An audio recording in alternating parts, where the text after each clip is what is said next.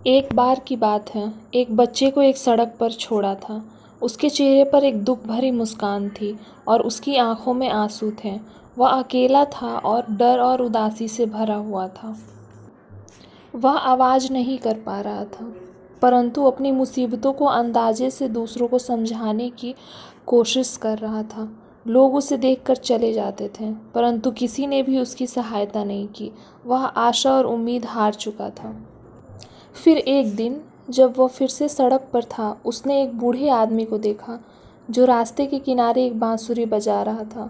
उसकी आवाज़ धीरे धीरे बढ़ रही थी और धीरे धीरे बच्चे के कानों तक पहुंची। उसने अचानक एक सड़क के बच्चे की आंखों में चमक देखी।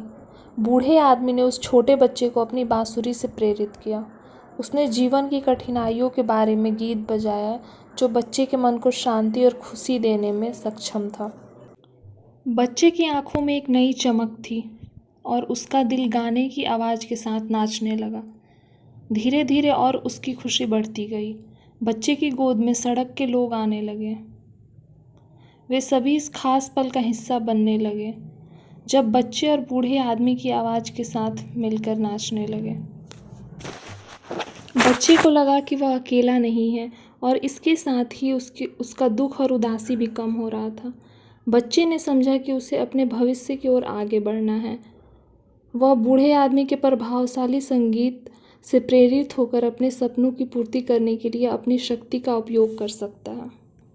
उसने आंखें मूंद ली और यह महसूस किया कि जीवन एक सुंदर संगीत है जिसे हमेशा सुनने के लिए हमेशा तैयार रहना चाहिए।